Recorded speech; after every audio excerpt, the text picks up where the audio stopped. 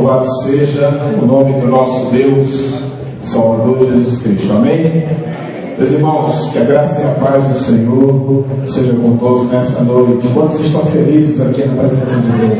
Amém? Mais uma vez estamos reunidos hoje, dia 8 de junho, para nós tratarmos da nossa segunda aula no curso de Evangelização Urbana e Missões Quilombolas. E foi maravilhoso o nosso primeiro encontro, as repercussões foram extraordinárias. Nós temos certeza que hoje o Espírito Santo de Deus estará conosco mais uma vez, nos conduzindo para fazermos essa reflexão tão importante, tão profunda, para a concretização da obra do Senhor entre nós. E eu quero começar essa noite, sem perda de tempo, trazendo mais uma vez, reforçando mais uma vez, uma ideia que ela é primordial quando nós pensamos em evangelização, quando nós pensamos em missões. Do meu ponto de vista, é o alicerce, é o fundamento primordial da compreensão da obra missionária, o que nós vamos falar agora aqui. Eu vou mencionar aqui 4 textos bíblicos, eu vou pedir 4 voluntários na igreja para ler em voz alta esses textos bíblicos. Primeiro é 2 Pedro 3,9. 2 Pedro 3,9. Qualquer um dos irmãos, por favor, que encontrar, fique de pé e leia em voz bem alta, para que toda a igreja possa ouvir. E até os irmãos que estão online também possam ouvir. 2 Pedro, capítulo 3, versículo 9. Qualquer um dos irmãos, por favor, fique à vontade. Assim diz a palavra: não retarda, ó Senhor, a sua promessa, como alguns a julgam demorado. Pelo contrário, ele é longânimo para convosco, e não querendo que nenhum peça, senão que todos cheguem ao arrependimento. Amém? Meus irmãos, enfatizar aqui, mais uma vez, de forma muito clara e objetiva, que a vontade de Deus é que ninguém pereça, e sim que todos cheguem ao arrependimento. Deixa eu fazer uma pergunta para os irmãos aqui que é intrigante e é importante. Acontecem coisas na vida que não são pela vontade de Deus? Sim ou não? Sim. É possível que aconteça algo no mundo que não seja pela vontade de Deus? Olha, esse texto que nós acabamos de ler nos leva a refletir com profundidade sobre isso. Aqui está escrito que Deus ele não retarda a sua promessa, como alguns julgam. Ou seja, muita gente diz: olha, Deus está demorando muito. Desde que a igreja se estabeleceu há 2000 anos, que pregadores estão dizendo que Jesus vai voltar. Já são 2023 anos que se fala isso, e até hoje ele não voltou. E aí o apóstolo Pedro disse assim: olha, não é que Deus está retardando a sua volta.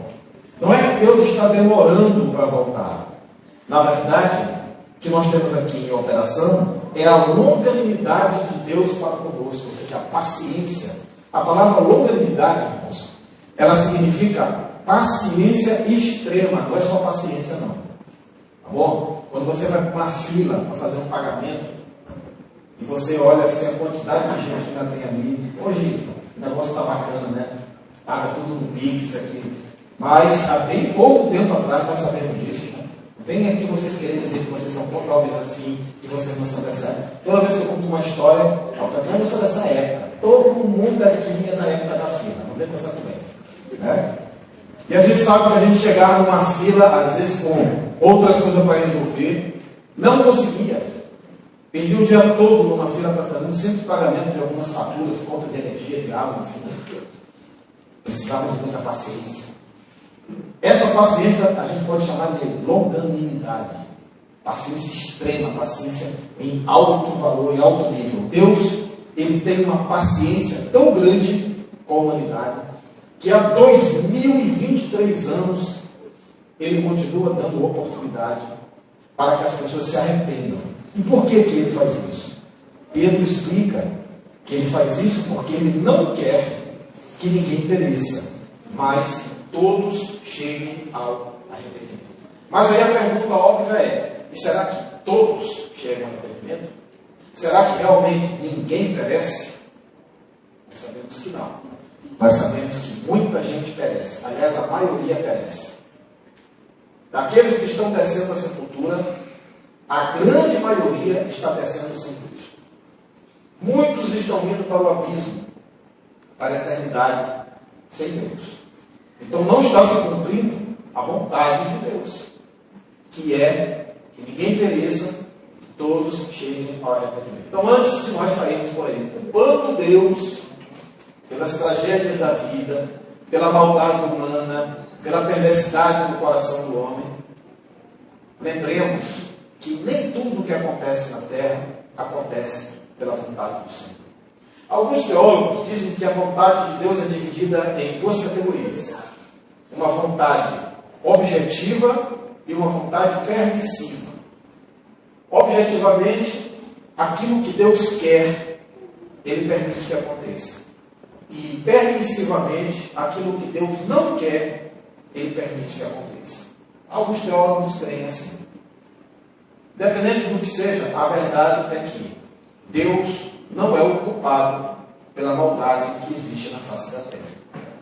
Há uma corrente que ensina que Deus é o responsável até pelo pecado, pelo mal. Isso não é verdade, não. O pecado e a maldade são consequência da liberdade humana que foi dada por Deus. E a liberdade tinha que ser dada, porque se eu não der liberdade para uma pessoa me amar, eu nunca terei provas de que ela me ama de verdade. Qualquer pessoa que for obrigada a me amar, se eu precisar colocar um 38 para ela me amar, eu não posso dizer que esse amor é genuíno. Eu não posso dizer que esse amor é verdadeiro. Portanto, Deus não poderia obrigar o ser humano a amá-lo. O ser humano teria que ter liberdade para não amá-lo, para que assim ele pudesse amá-lo de maneira genuína. Então é por isso que existe o mal, porque existe a liberdade para fazer o mal. E Deus não é o responsável por isso, Deus não é o culpado por isso.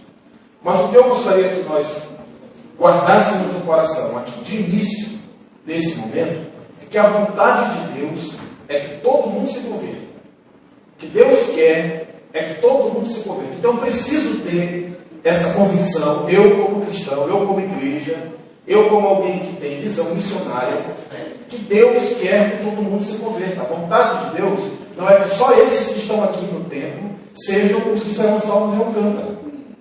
Deus quer que toda a população de Alcântara se converta. Deus quer que todos os povoados quilombolas sejam alcançados. Todos. Todos eles tenham a salvação acessível para os seus moradores. Nossos irmãos que nos assistem, onde quer que eles estejam, nas suas cidades, Deus quer também que as suas cidades sejam salvas. Mas então como é que isso vai acontecer? Eu tenho dito aqui para os irmãos, Deus é espírito, mas não é espírita. As coisas de Deus não são espiritualizadas. Elas são feitas de maneira concreta através da sua igreja.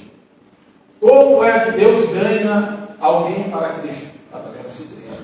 O apóstolo Paulo disse que a fé, ela é o veículo da salvação. E a fé vem pelo ouvir da palavra. E aí Paulo pergunta, mas como ouvirão se não há quem pregue? Como pregarão se não forem enviados? Então aí entra a responsabilidade da igreja. Eu preciso ter no meu coração esse incômodo continuamente ressoando dentro da minha alma. Deus está esperando que eu me mova para que a vontade dele, que é que ninguém pereça, venha a se concretizar. Senão não vai se concretizar. A vontade de Deus não vai se cumprir se eu não fizer nada. Se eu for um cristão relapso, se eu for um cristão acomodado, se eu for um cristão que vive apenas em berço esplêndido e que não se move, e que não se comove, e que não tem, meus irmãos, aquele sentimento de imaginar que o meu vizinho, que o meu parente, às vezes eu fico pensando, qual o sentimento de um cristão quando ele está, por exemplo, num momento em que um corpo de um familiar seu está sendo velado, um tio, um pai, uma mãe, um irmão, ele tendo consciência de que aquela pessoa foi para a eternidade sem Cristo. Como é que alguém consegue, alguém que tem entendimento da palavra de Deus, consegue ter paz e tranquilidade dentro de uma cena dessa? Então, É nosso papel, é nossa responsabilidade fazer com que a vontade de Deus se cumpra. Amém? Amém. O segundo texto é 1 Timóteo 2, versículos 3 e 4. Qualquer um dos irmãos, eu peço aos irmãos que estão nos acompanhando que também façam essas leituras. Nós lemos 2 Pedro 3, 9. Agora nós vamos ler 1 Timóteo 2, capítulo 2, versículos 3 e 4. Qualquer um dos irmãos, por favor. Pois isto é bom e agradável diante de Deus, nosso Salvador, o qual deseja que todos os homens sejam salvos e cheguem ao pleno conhecimento da verdade. Olha que coisa extraordinária aqui. Dois aspectos da vontade de Deus revelados aqui pela Escritura. Deus, Ele deseja que todos os homens sejam salvos. Toda a raça humana. A vontade de Deus, eu repito mais uma vez, é que toda a raça humana seja salva. Mas, pastor, eu ouvi outro dia um pregador, eu vi um teólogo, eu li um livro dizendo que Deus separa uns para serem salvos e outros Ele abandona para serem condenados. Nós não cremos nisso. Nós cremos no que está escrito na palavra de Deus. E aqui está escrito absolutamente de forma clara, de forma cristalina. Deus deseja que todos os homens sejam salvos, e não apenas isso, mas que eles cheguem também ao pleno conhecimento da verdade. Você sabia que Deus não quer que a sua vida como cristão ela seja fundamentada apenas nesse leite ralo, que muitas das vezes é um conhecimento que nós trazemos no coração por anos dentro da igreja? O apóstolo Paulo, escrevendo aos Coríntios, ele disse: olha, eu estou impressionado, porque há tempos que vocês já caminham na fé, eu já deveria estar dando alimento sólido para vocês, mas vocês ainda estão na base do leite. Eu ainda preciso estar reforçando aqui entre os irmãos os princípios básicos do Evangelho. Eu sempre digo isso, compartilho isso com os irmãos, né? Que eu não sei por que razão muita gente manda pergunta para mim. Eu não sei por que, se eu tenho um cara de professor, né? Porque eu recebo muita pergunta. Muita. Aí eu tenho um problema comigo que você deixar ninguém no vácuo, eu fico louco. Porque tem gente que está ali aí, não, depois eu respondo isso aqui. Não, eu não aguento. Eu tenho que responder. E aí, eu escuto perguntas, eu recebo perguntas do tipo assim: pastor, crente pode ir para a festa? Pastor, crente pode namorar com a pessoa do mundo? Antes de ontem, uma irmã mandou mensagem nesse valor também: pastor, eu posso ouvir você do Roberto Carlos? Então os irmãos entendem, e não é novo convertido, são pessoas que eu conheço há anos. Então será que a gente ainda está nessa base? A gente ainda está precisando disso? Já estamos aí no mingauzinho de Neston, irmãos. Ela devia estar comendo o quê? Mocotó, né? Para quem gosta, né? Já está numa torta de cama, não com suco de maracujá, com gelo de montanha no copo, né? E ainda está nessa história de coisa básica. Ainda existem irmãos que estão ainda com dúvidas sobre questões muito básicas do Evangelho. Não é essa a vontade de Deus, irmãos. Aqui está escrito: a vontade de Deus é que todos os homens sejam salvos e cheguem ao pleno conhecimento da verdade. Como que eu faço para chegar ao pleno conhecimento da verdade? Eu tenho que ser alguém dedicado a me aprofundar no conhecimento das Escrituras Sagradas. Eu tenho que ser uma pessoa ávida, sedenta, faminta por Bíblia, por aprender a palavra de Deus, porque aqui está a revelação de Deus para a humanidade. Quero ouvir profecias, pastor? Leia essa Bíblia. Só isso.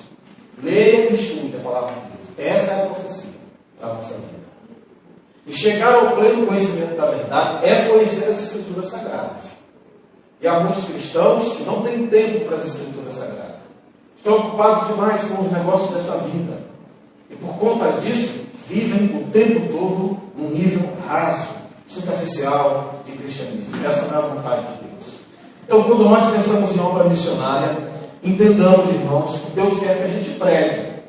Deus quer que a gente traga pessoas para o seu rebanho. Mas não é só isso que Ele quer. Ele quer também que a gente ensine essas pessoas a compreenderem de maneira completa, plena, profunda, o que significa ser um cristão.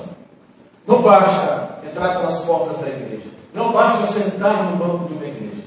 preciso ser crente de verdade, ser cristão de verdade. É preciso ser um filho de Deus, uma filha de Deus de verdade. Um dia a gente vai chegar lá na glória, mas aqui a gente já tem que viver como se nós já fôssemos cidadãos do céu. Com todo o protocolo celestial já sendo praticado no nosso dia a dia aqui. Eu não vou deixar para ser um servo de Deus depois que eu chegar lá. Não, eu só vou chegar lá se eu já for um servo de Deus aqui. Então o conhecimento pleno da verdade já tem que ser alcançado aqui. Eu não posso me conformar com o básico. Eu não posso, meus irmãos, ficar o tempo todo no infantil da fé. Eu tenho que chegar no doutorado, no pós-doutorado. Eu tenho que avançar no entendimento do conhecimento da palavra do Senhor. E todas as oportunidades que eu tiver, eu não posso perder para isso. Oba, culto de doutrina amanhã. Ou glória a Deus, escola dominical domingo. Não vou perder. Estudo bíblico na casa do irmão Aldinho. Ou com certeza eu vou estar lá. Não vou perder. Oportunidade de estar crescendo, de estar aprendendo, de estar absorvendo o entendimento da palavra de Deus. Mas claro, julgando todas as coisas e retendo o que for bom. Até porque, quando eu tenho pleno conhecimento da verdade, ninguém me manipula. Quem são as pessoas que se tornam marionetes nas mãos dos charlatães e dos espertalhões? Aqueles que não têm conhecimento pleno da verdade. Os irmãos entendem? É para essas pessoas que Satanás se traveste de anjo de luz e engana com facilidade, trazendo um falso evangelho, doutrinas estranhas, heresias. Por que, irmãos, que nós temos tantas igrejas hoje em dia com cultos e liturgias tão esquisitas que a gente nunca ouviu falar em nada parecido com isso? Porque as pessoas não têm conhecimento da palavra. Elas são enredadas e convencidas por emocionalismo, por técnicas psicológicas e emocionais. E é a palavra de Deus que nos mantém de fato de pé e que impede que nós sejamos enganados pelo inimigo. Outro texto está em Lucas, capítulo 19, versículo 10. Qualquer um dos irmãos, por favor. Porque o Filho do Homem veio buscar e salvar o perdido. Amém? Lucas 19, 10. O Filho do Homem veio buscar e salvar o perdido. Quem é o Filho do Homem, irmãos? Jesus. Então, vejam bem. Doutor Lucas está dizendo aqui o seguinte. Ele está resumindo no versículo o motivo pelo qual Jesus veio à Terra. Jesus não veio à Terra para ser um popstar. Jesus não veio à Terra para ser um guru religioso. Jesus não veio à Terra para ser fundador de igrejas e de religiões. Jesus não veio à Terra, meus irmãos, para nenhuma outra finalidade senão essa que a Bíblia diz para a qual ele veio.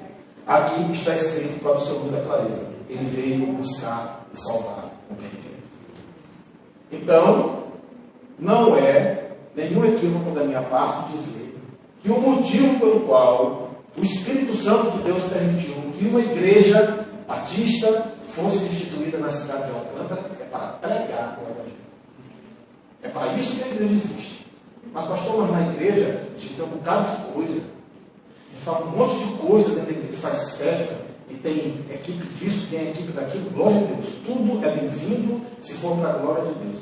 Mas a única coisa que interessa para Deus é pregar o Evangelho. Foi para isso que ele veio. Faça 1 milhão de coisas dentro da igreja, mas não prega o Evangelho, isso não é igreja. E existem igrejas que hoje estão com uma agenda tão lotada de eventos, tão lotada, meus irmãos, de acontecimentos envolvidas com isso, envolvidas com aquilo. Existem igrejas que viraram ONGs. Existem igrejas que viraram circos. Existem cultos que viraram espetáculos. Existem músicos que viraram artistas. Existem pregadores que viraram ídolos. E tudo isso desfigurou o verdadeiro sentido pelo qual a igreja foi criada na face da terra. O Filho do Homem veio para buscar e salvar o perdido. Então a igreja existe para pregar o Evangelho. Uma igreja ela só é relevante se ela for uma igreja ganhadora de almas. Uma igreja que prega a palavra de Deus.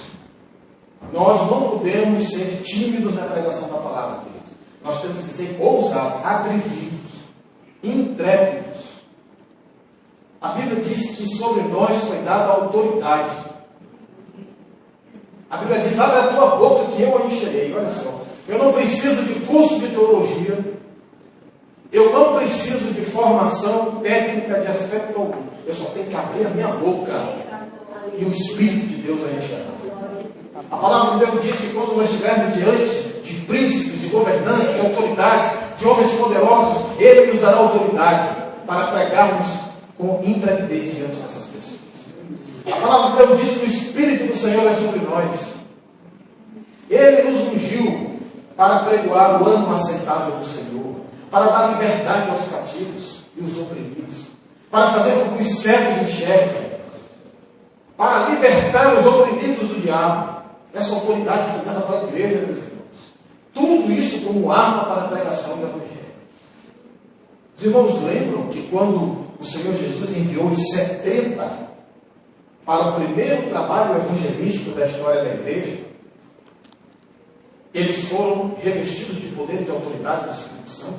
Depois eles voltaram felizes, radiantes diante do Senhor, dizendo: mas Senhor, só acredita que até os demônios a gente conseguia expulsar das pessoas? E Jesus disse: olha, fiquem felizes pelo fato do nome de vocês estar escrito no livro da vida. Amém. O que Jesus quer dizer com isso, irmãos? Ele quer dizer: olha, amém, que bom que vocês estão felizes, mas isso não é o principal motivo que a gente tem que ficar feliz. O principal motivo é que a palavra está sendo pregada. O principal motivo é porque pessoas estão sendo salvas. Então, irmãos, a mim particularmente, o mais importante não é ver essa igreja cheia. Encher a igreja não é difícil. Basta ficar aqui de pirueta, botar uma melancia no pescoço e a igreja vai encher. Quanto menos você pregar o Evangelho, mais a igreja enche. Quanto menos você for fiel às Escrituras, mais tem gente para a igreja. Quanto mais heresia você utilizar, mais as pessoas gostam. Vocês querem saber como é que um pastor faz para ele ser um sucesso numa igreja? É ele sair das Escrituras.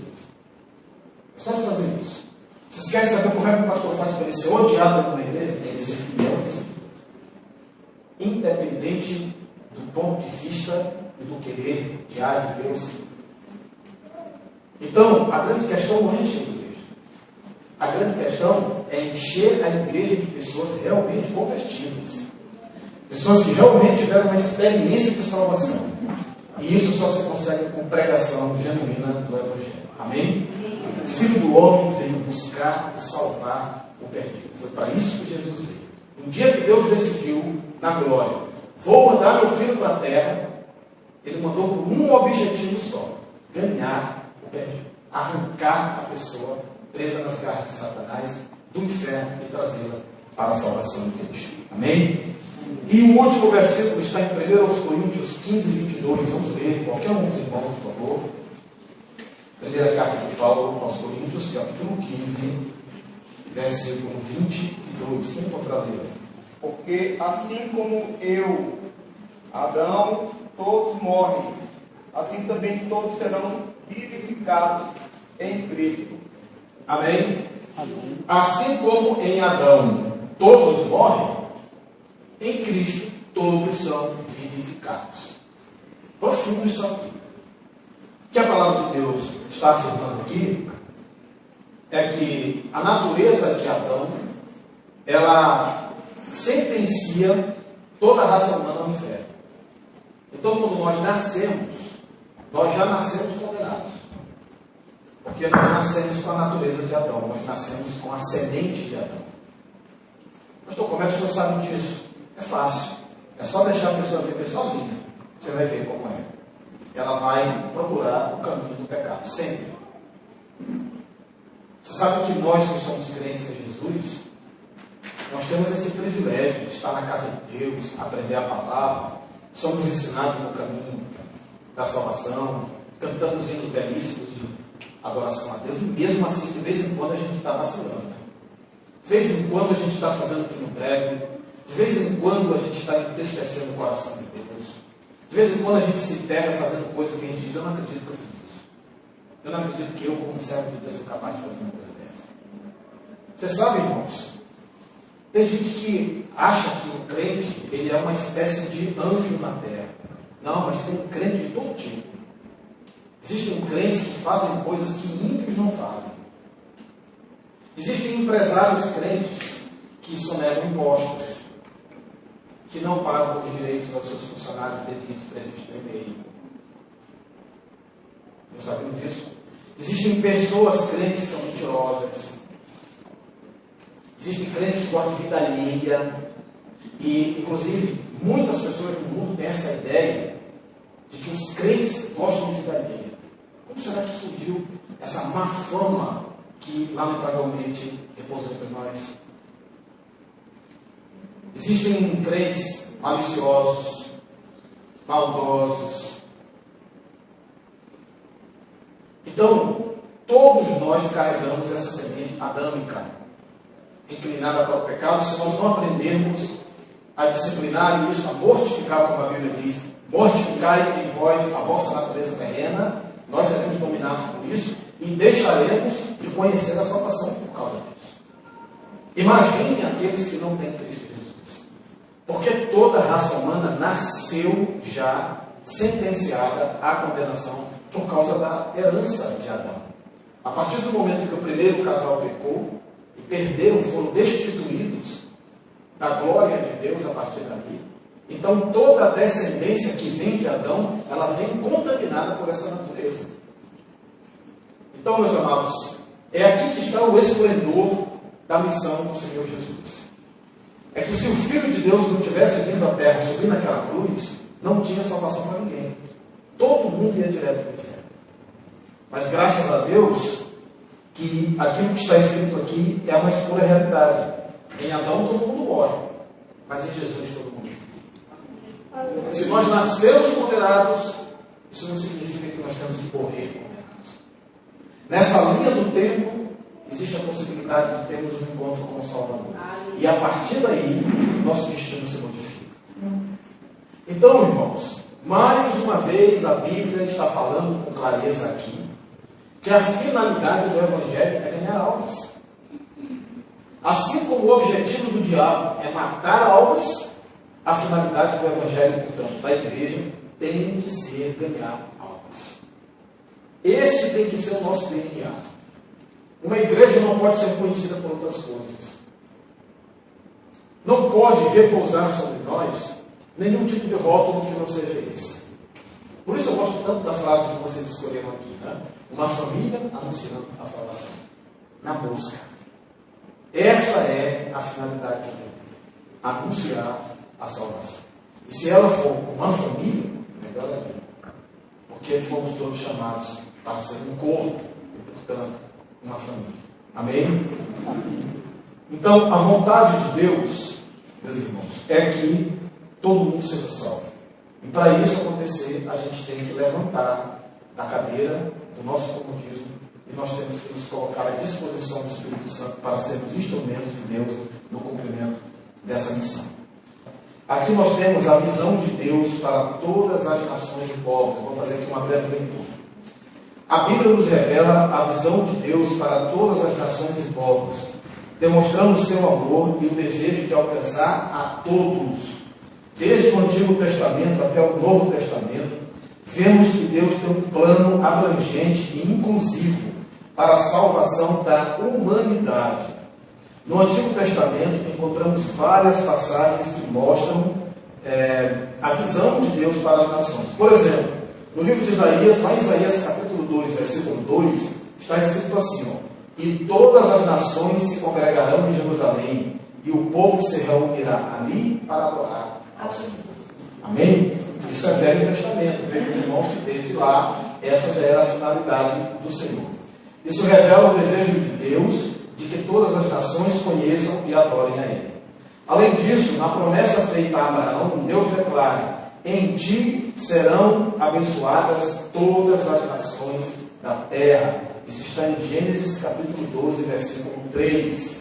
Então, o propósito de Deus, quando Ele chamou Abraão, foi que, através do ministério de Abraão, o mundo inteiro fosse salvo. Deus levantou uma nação para si, Israel. Mas isso não quer dizer que Deus queria que apenas Israel fosse salvo. Israel seria o ponto de partida, Israel seria o time de Deus. Hoje a gente estava conversando isso aqui com os irmãos do Ministério de Missões. Os irmãos não acham que Jesus sozinho poderia fazer o que ele fez? O que vocês acham, João Gabriel? Tudo que Jesus fez bem no ministério dele. Se os apóstolos não existissem, ele conseguiria fazer? Sim ou não?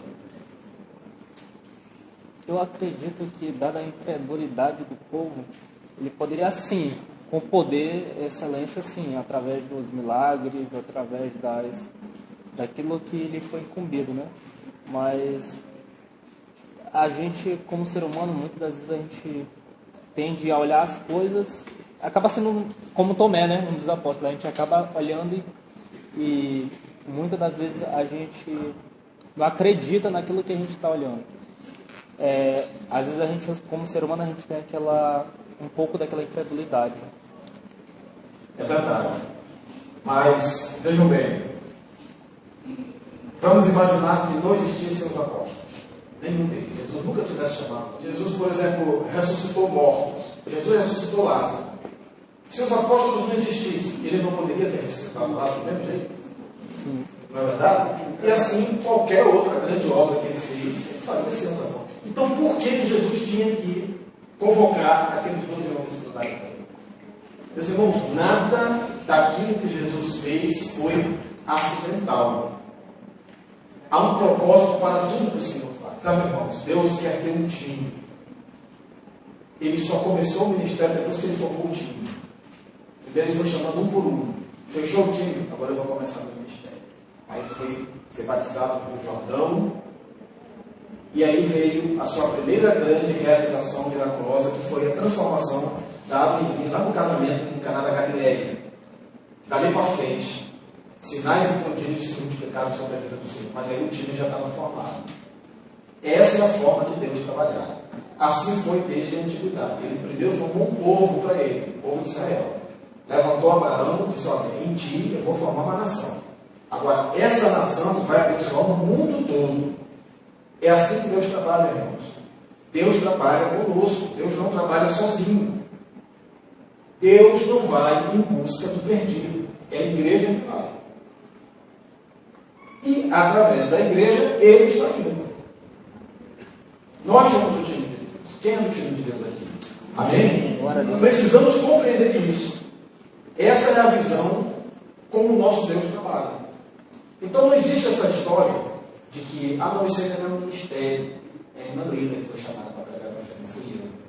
Todo mundo é missionário na igreja do Senhor.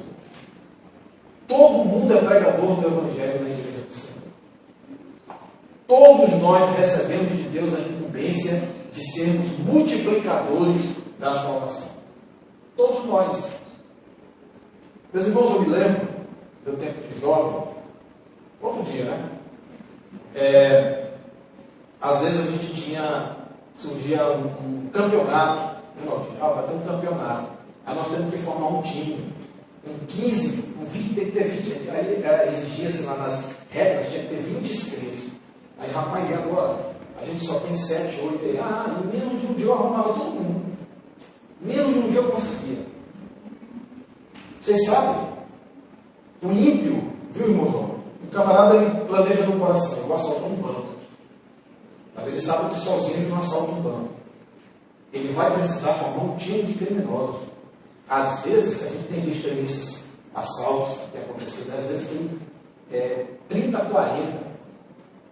Esses camaradas, eles botam gente disposta a isso, mas encontra. Pode ser a prática mais cruel que for, pode ser o pecado mais horrendo que for, as pessoas conseguem encontrar parceiros. Elas conseguem encontrar gente disposta a bancar o projeto dela. E a gente não consegue ganhar alma para Jesus. Às vezes a gente está 5 anos na igreja, nenhum. 10 anos na igreja, nenhum. A gente não consegue. A gente não tem esse sentimento. A gente não tem no nosso DNA essa febre interna, eu tenho que conduzir pessoas ao meu Senhor. Eu preciso ser um agente de reprodução do Evangelho. Os irmãos já pensaram? Nós somos 100 pessoas aqui nesse aí. Se dentro de um ano, uma única pessoa a gente trouxesse os pés do Senhor, já não cabia mais. E se esse processo fosse acontecendo de maneira cíclica e interminável, que é como deve ser, essa cidade já estava aos pés do Senhor. Amém. Então, muitas vezes, meus irmãos, essa estagnação do Evangelho é fruto da nossa falta de visão do que significa servir a Deus. Deus formou um time, é através desse time que Ele pretende cumprir a sua vontade na face da terra. A visão do Senhor é essa, sou eu que tenho que me colocar à disposição dele. Ele vai ganhar vidas se eu for em busca dessas vidas. Não posso descansar. Descanso é lá na glória. Não é aqui, irmãos. Aqui é lugar de trabalho. A palavra de Deus diz: trabalhar enquanto é dia, porque virá noite, não poderão mais trabalhar. Então, o dia é agora. É o que a Bíblia chama de ano aceitável do Senhor. Temos que ter pressa, meus irmãos. A pregação do Evangelho tem pressa. Temos que nos mobilizar, temos que nos prontificar a estarmos unidos nesse propósito, nesse objetivo. Porque é assim que o nosso Deus trabalha. Amém? Amém. Ele levantou Abraão para que através de Abraão o mundo todo fosse abençoado. E quando ele veio ao mundo, ele formou uma equipe de apóstolos. E esses apóstolos, depois que o Senhor Jesus foi elevado aos céus, eles se espalharam por conta da perseguição humana. E por onde eles foram, eles começaram a implantar igrejas do Senhor. E aí o Evangelho se multiplicou. E hoje aqui em Alcântara tem crente. Graças ao que aconteceu lá atrás. Amém? Amém. Então esse processo não pode parar. Não pode parar. Quantos povoados nós temos aqui nesse município? Centenas de povoados. Nós temos que chegar em todos eles. Nós temos que ir em todos eles, meus irmãos.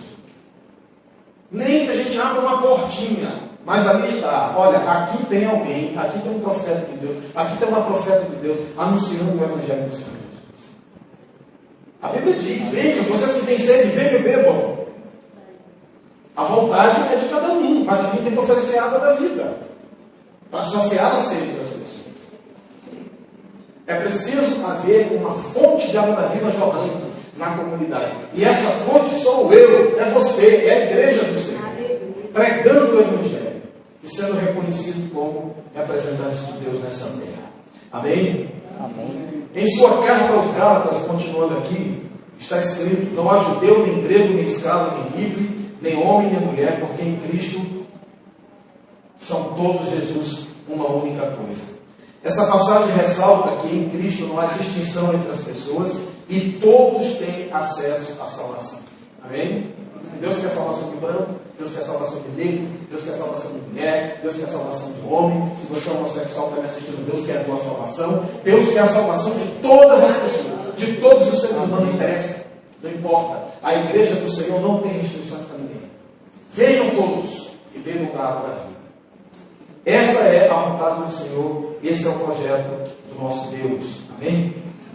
Essa passagem, portanto, ressalta que não há nenhuma distinção. E além disso, no Apocalipse, temos uma visão gloriosa do futuro, quando João escreve: depois disso eu olhei, e diante de mim estava uma grande multidão, que ninguém podia contar, de todas as nações, de todas as tribos, de todos os povos e de todas as línguas, em pé, diante do trono do Cordeiro. Apocalipse 7:9. Amém? Resultado da obra missionária. Todos os povos, todas as tribos, todas as línguas, todas as nações terão representantes na glória. Ninguém vai ficar de fora, irmãos. Deus quer alcançar toda a raça humana. Não importa onde as pessoas estejam.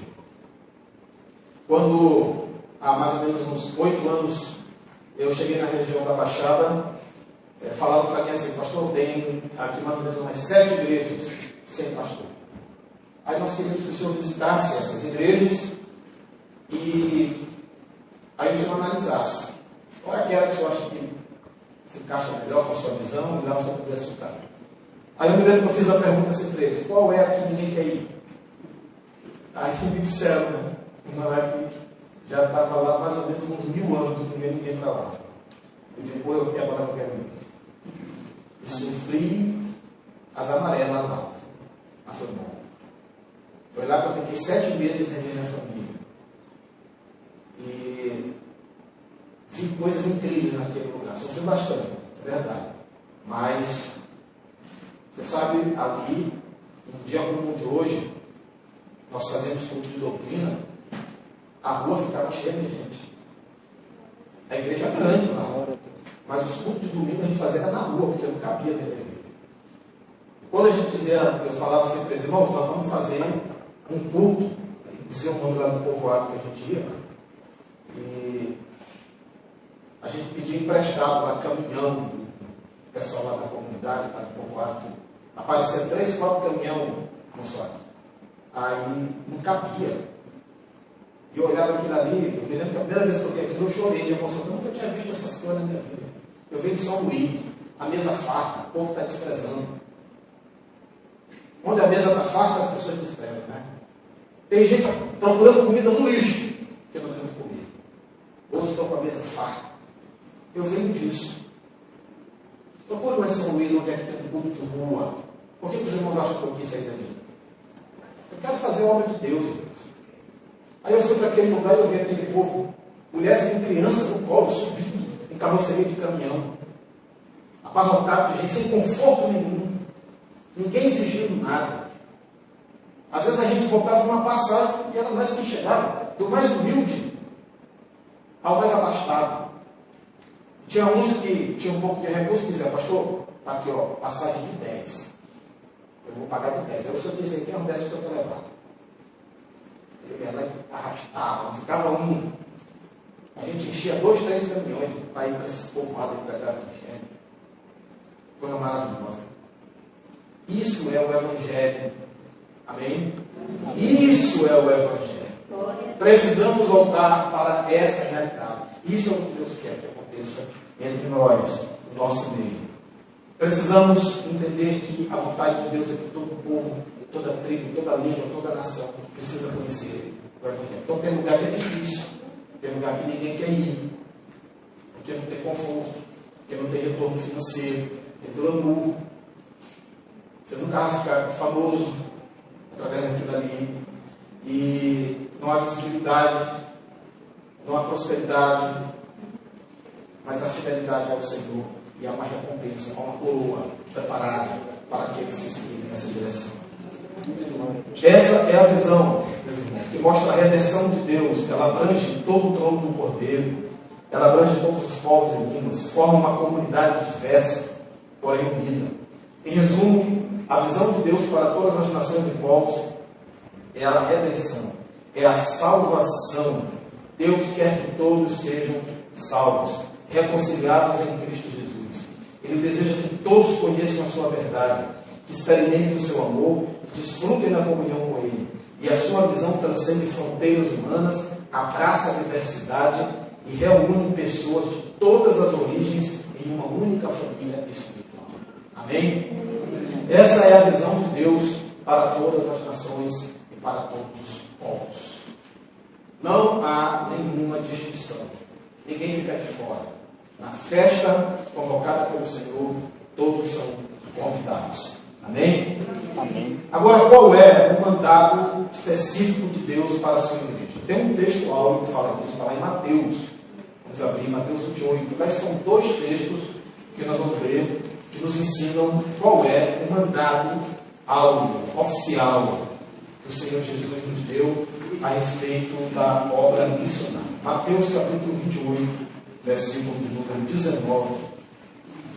Qualquer um dos irmãos pode ler. Mateus 28, 19 e 20. Portanto, ide, ensinai a todas as nações, batizando-as em nome do Pai, do Filho e do Espírito Santo.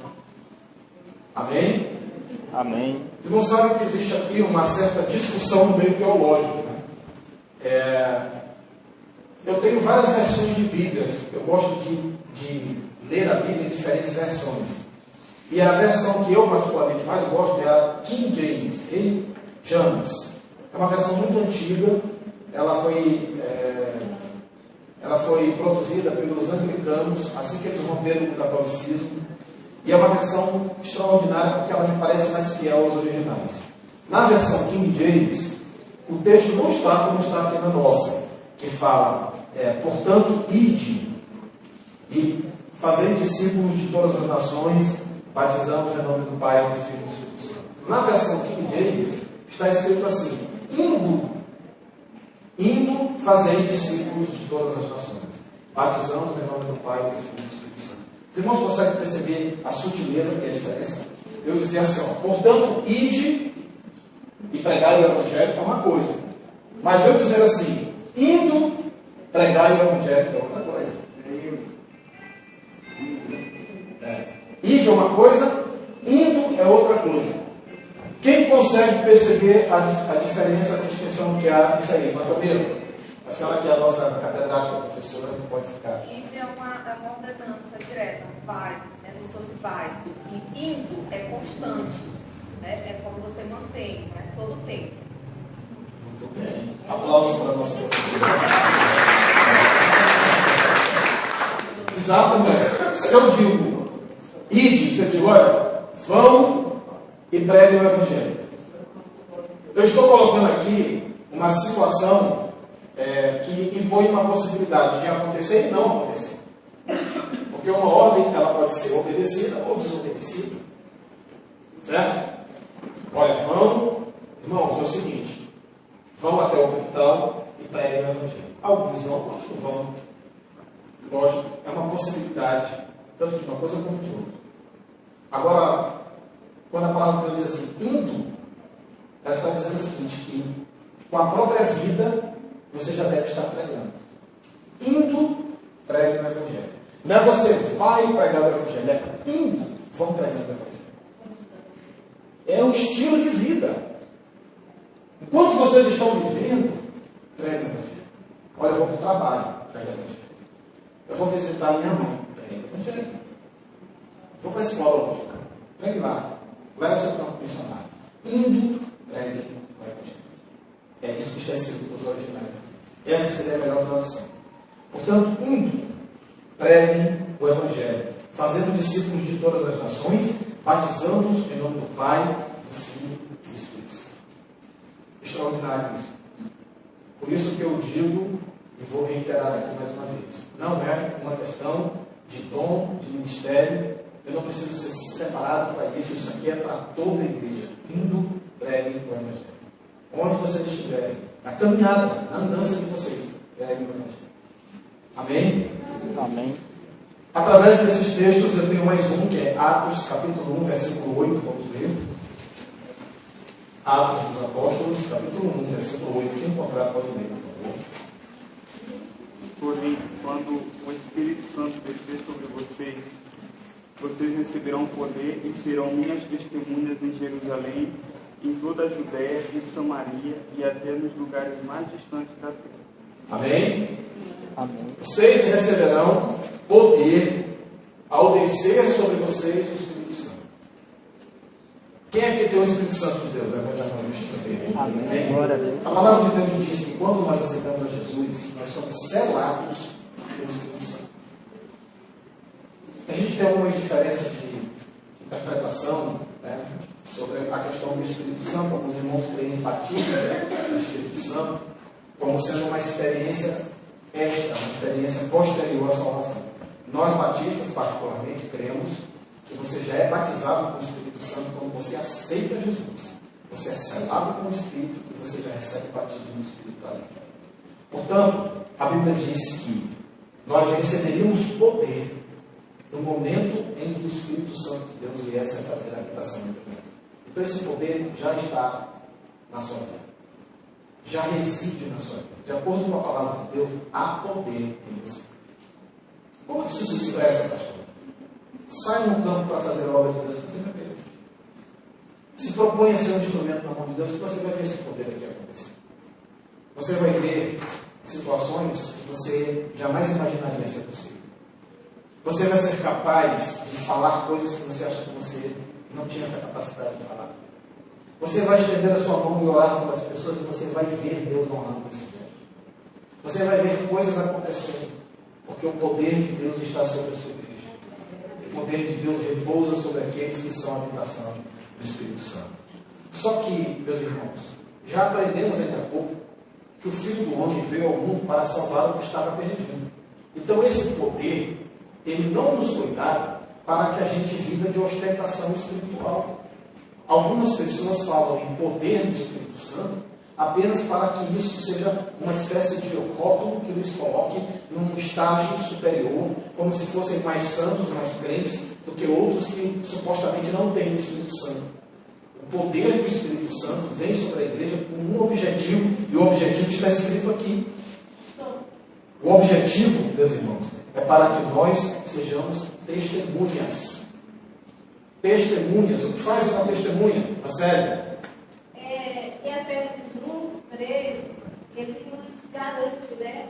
Que nós temos o Espírito Santo, diz assim, no qual também vós, tendo ouvido a palavra da verdade, o evangelho da vossa salvação, e tendo nele também o que fostes selado com o Espírito Santo da promessa.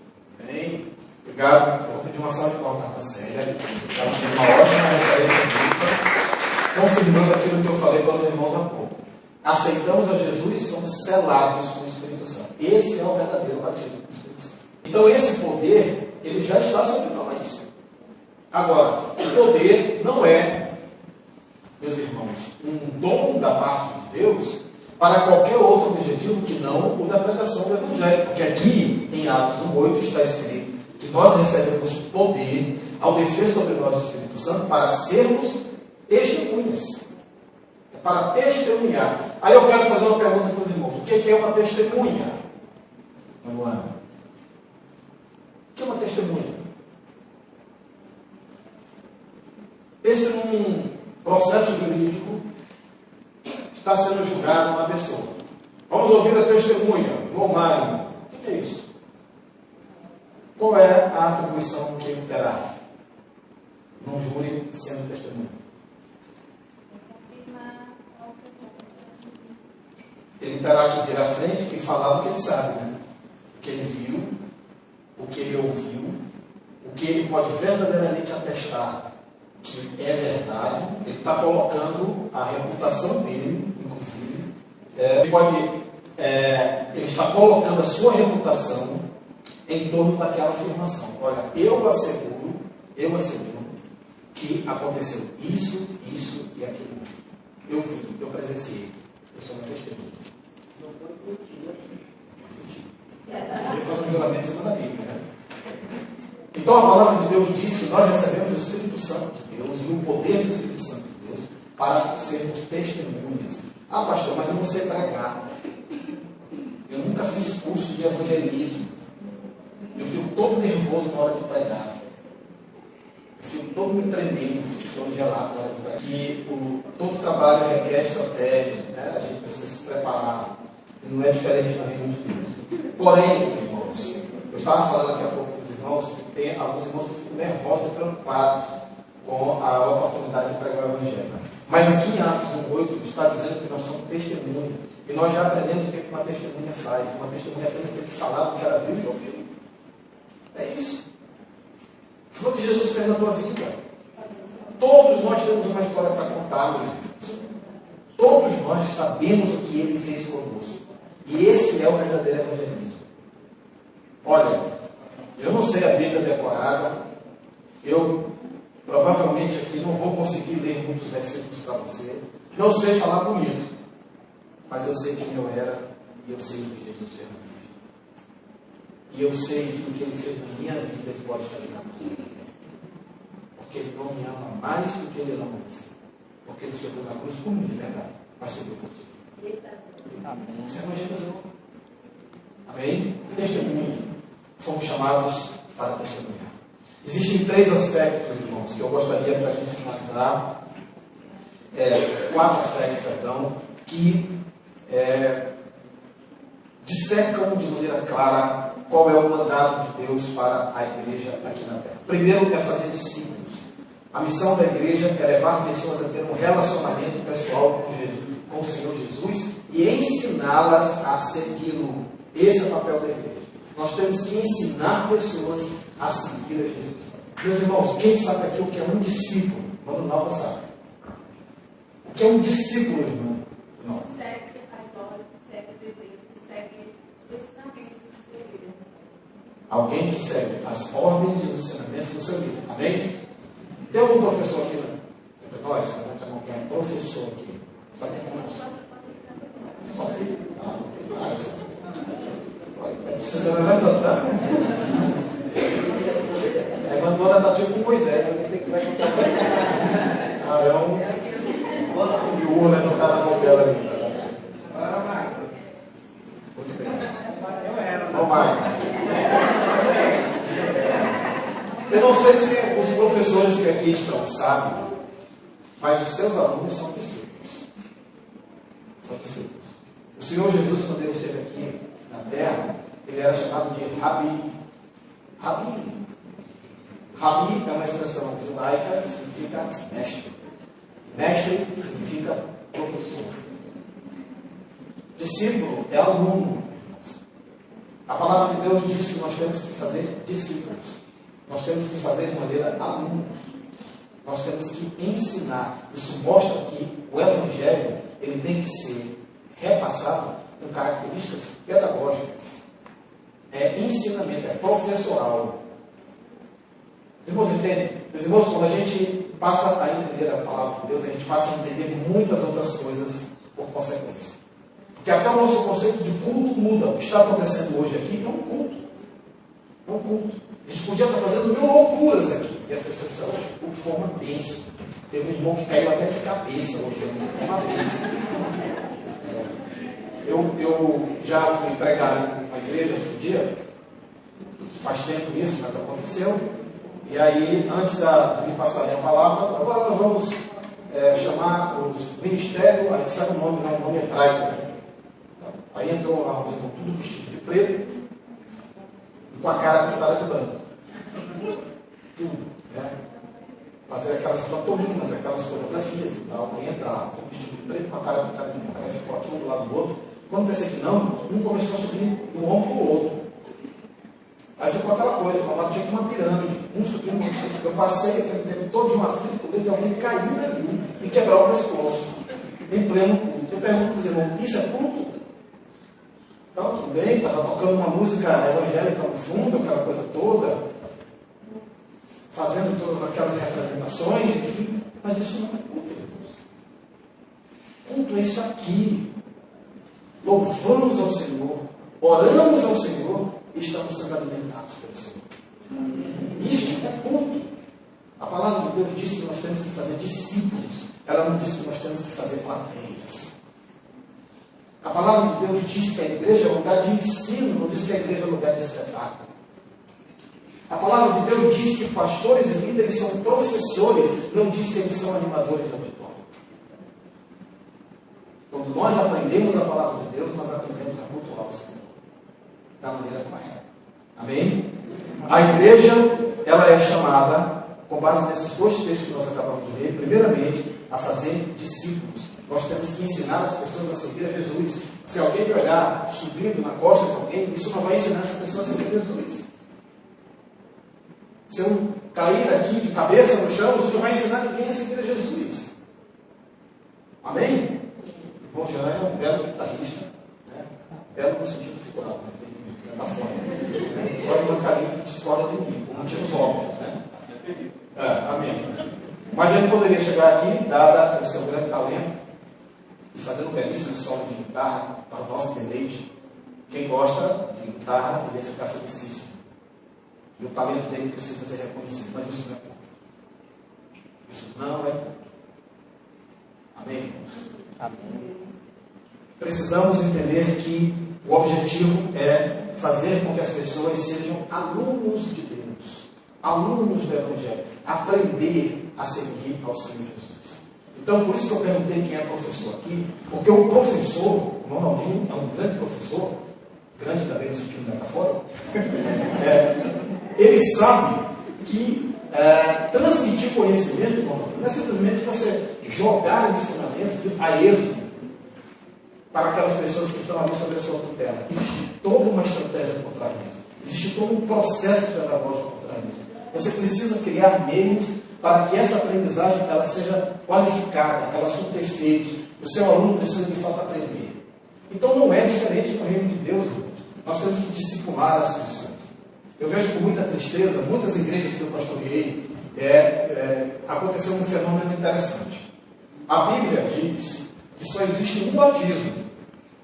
E nós, batistas, só batizamos as pessoas no batismo.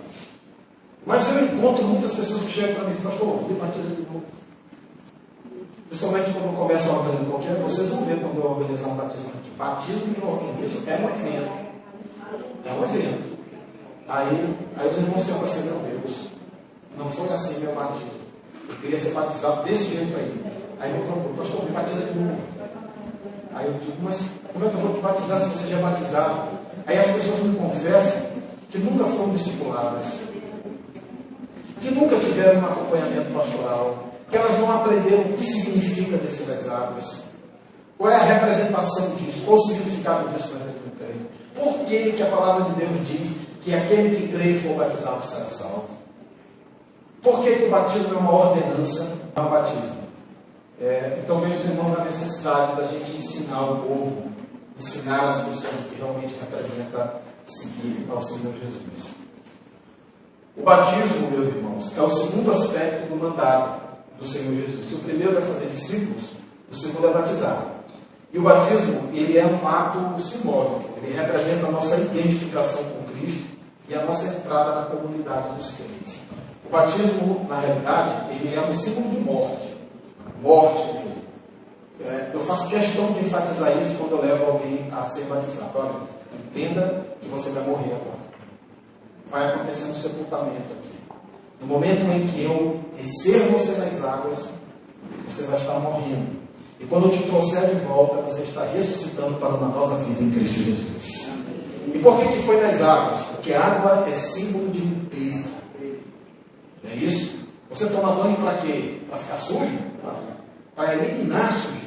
Então, você está sendo batizado nas águas, porque ali naquelas águas está ficando toda imundície de pecado, tudo que desagrada a Deus, tudo que você tem carregado na sua vida, no seu coração, que não compete a um servo de Deus, vai ficar ali.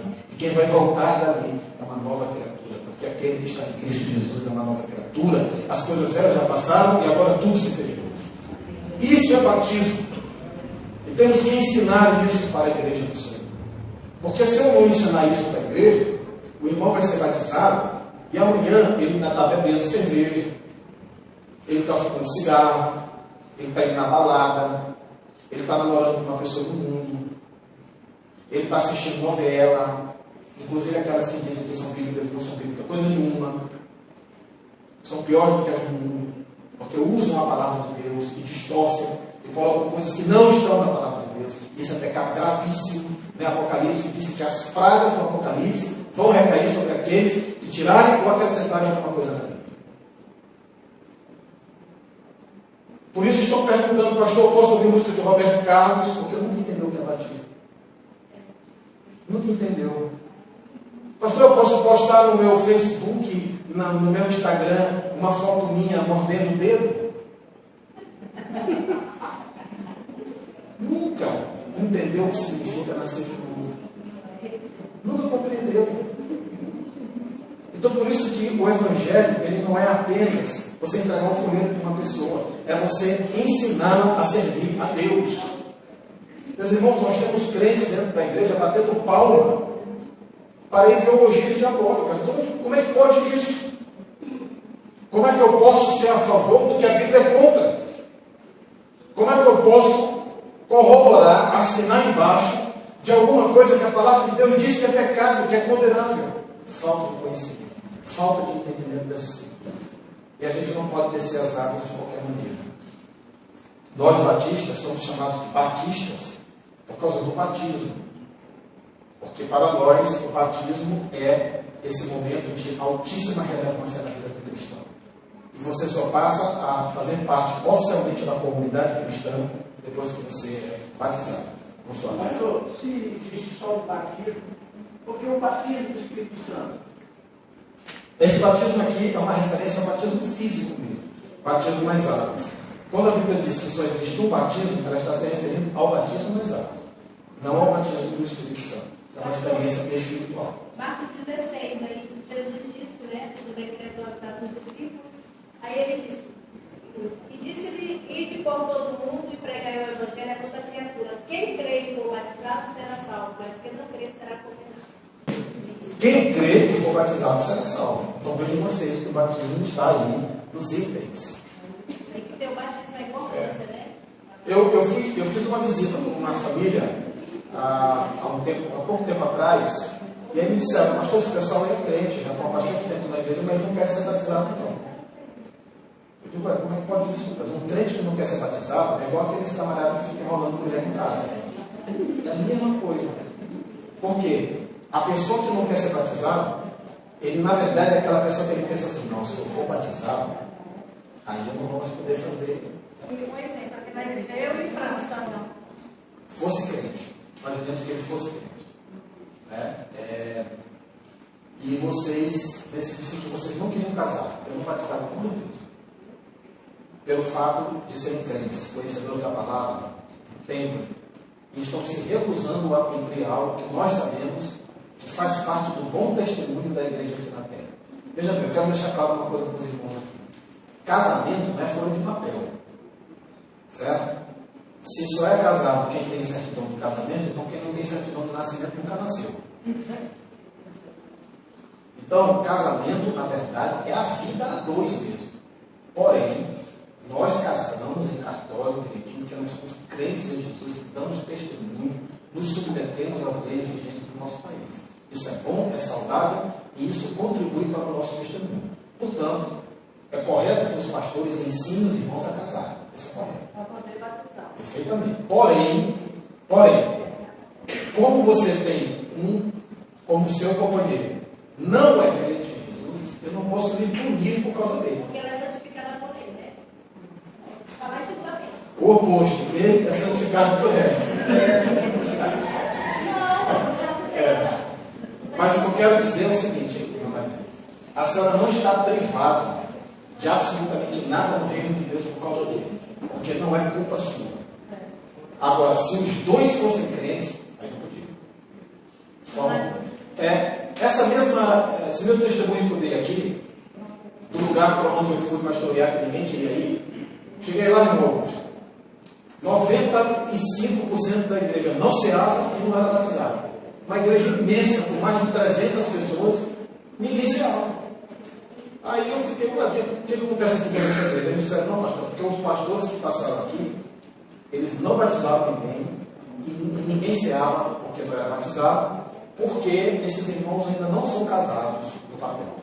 Aí eu fui conhecendo a história de cada um e fui descobrindo que muitos não casavam porque tinha problema, a situação lá é a seguinte, é uma situação bastante confusa.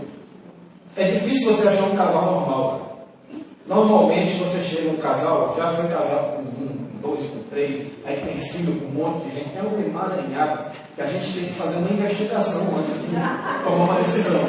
Se batiza ou não. Então muitos pastores para simplificar dizem, eu não batizo, porque já resolveu o problema. Mas havia muitas situações, foi o que eu percebi lá, que a questão era porque o marido não era crente, ou a esposa não era crente, não queria. Mas aquela pessoa que era crente em Jesus queria. Então a gente não pode punir. Eu não vou punir um irmão em Cristo, uma irmã em Cristo, se o companheiro ou a companheira não serve a Deus e não quer casar. Então essas pessoas podem ser batizadas e elas podem ser sem nenhum tipo de problema. E eu saí batizando lá um monte de gente. Vamos lá. No meu caso aqui. É complicado também no seu caso? Não é complicado, não. Eu vi você, está fazendo já 6 meses, e faz 6 meses. 6 meses que Ah, 6 meses. meu divórcio. E está fazendo 17 anos que eu vivo com aquela mulher ali. E há 17 anos que eu não sei. Porque passou alguns pastores aqui e não podia batizar porque eu não estava casado com ela. Né? E dentro da situação que eu há muito tempo tenho estudado, eu fiquei um pouco constrangido, porque eu vivo com ela agora. Ela, por mais que não saiu do papel, mas eu sou casado com ele perante Deus. Só falta oficializar dentro da lei que o senhor falou, né? Então isso me pediu, há 17 anos, de cear, como domingo, a vontade de cear, entendeu? Mas eu estou em possibilidade de cear com algumas questões, né, religiosas dentro da igreja, entendeu? Eu queria saber do senhor se eu podia, eu queria conversar com o senhor a respeito disso. Eu podia ou não, até realizar meu casamento oficialmente. Eu preciso sentar com o senhor particularmente, a gente conversar sobre o cara dentro da história e a partir daí eu vou uma posição. Glória a Deus. Meus irmãos, fazer discípulos, batizar. Também aprendemos aqui nesses versículos que a igreja tem que ensinar. A igreja é chamada para ensinar os nossos discípulos a obedecer a tudo que Jesus ordenou. Isso envolve transmitir os ensinamentos de Jesus, o estudo das Escrituras, o desenvolvimento de um caráter cristão e o equipamento dos discípulos para o serviço do reino de Deus. Amém? Quem é trazido pela igreja através do trabalho missionário tem que ser preparado dessa forma aqui. Tem que aprender sobre quem foi Jesus, o que Jesus ensinou. Precisa necessariamente aprender as Escrituras Sagradas. Precisa aprender sobre como funciona o caráter de um cristão. Deixa eu falar uma coisa para vocês sobre isso. Isso é algo que eu considero fundamental. O caráter do cristão. Vou falar uma coisa aqui, talvez vocês vão ficar escandalizados comigo, mas eu tenho que falar. Ninguém vai para o inferno por causa do pecado. Quem concorda comigo aqui? Só 2, 3. Ninguém vai para o inferno por causa do pecado. Deixa eu explicar para vocês, irmãos. Olha, o que eu quis dizer para também você não interpretar aqui e dizer que vocês agora podem ser por aí. Então vamos logo esclarecer essa história, né? Eu quero dizer para vocês o seguinte. Eu falei aqui há pouco, nós aprendemos que um dos aspectos do ensinamento que precisa ser passado no trabalho missionário é aquele que diz respeito à transformação do caráter cristão. O que vai jogar a gente no inferno é o caráter. É o caráter da pessoa. Não é o pecado, porque pecador todo mundo é. Se o pecado fosse a razão definitiva da condenação, nenhum escapava. E aí a gente vai entrar aqui em vários aspectos. Aquele ladrão na cruz, a Bíblia chama ele de ladrão. Se a Bíblia chama ele de ladrão, ele é o quê? Ladrão. Transgrediu a lei. Era ladrão. E Jesus falou para ele o seguinte: ainda hoje estarás comigo no paraíso. Mas ele teve tempo de descer naquela cruz e praticar alguma coisa virtuosa, irmão? Nadinha. A única coisa que tinha no currículo daquele homem era pecado. Ele só precisou se arrepender dos seus pecados. Caráter, humildade, arrependimento, foi salvo. Aquele publicano, fariseu e um publicano. Aí o fariseu diz assim: mestre, graças te dou, porque eu não sou como este pecador. Aí foi destilando as suas virtudes. Aquele ali era um crente, meus irmãos, frequentador de igreja, dava os dízimos, cumpria toda a lei. Aquele cara tinha que ficar salvo, porque o currículo dele era perfeito. O outro era tão cheio de pecado que a Bíblia diz que ele não teve coragem nem de olhar para Deus e disse: Senhor, tem misericórdia de mim, que eu sou pecador. Jesus perguntou: quem vocês acham que voltou justificado? O pecado não condenou ele, condenou o outro. Caráter. Não entendem isso? Davi não podia ver mulher. Como é que aquele cara foi salvo? Já olharam o currículo de Davi que Davi praticou, irmãos? Como é que Davi foi salvo? Caráter. Crente tem que ter caráter. Crente tem que ser pessoa decente, honesta, direita, verdadeira. Crente não pode ser mentiroso. Crente não pode ter duas caras. A gente erra, a gente cai, mas a gente é sincero, a gente é honesto, a gente não mente. Amém, irmãos? É isso que vai levar as pessoas para o inferno. Não é o pecado. Diante do arrependimento sincero, mesmo a nossa condição pecaminosa não nos condena. A Bíblia diz que quem diz que não tem pecado é o quê? Mentiroso. Mas aí esse mesmo texto diz, mas nós temos um advogado no céu, Jesus Cristo, Filho de Deus. Amém, irmãos? Amém. Então temos que ensinar as pessoas a terem caráter. Aceitei Jesus, mudou meu caráter. Eu gostava muito de vida alheia, não pode mais.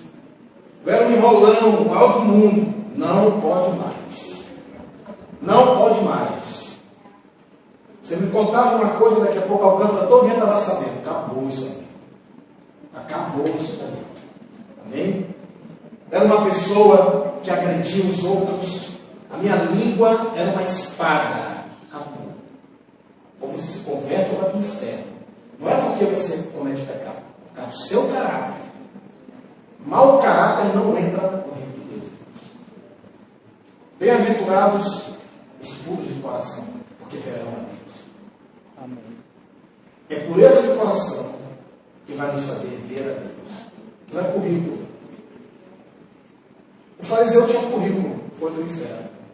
O publicano era pecador, foi do céu, porque tinha caráter. Amém? Amém? E por fim, meus irmãos, a dimensão.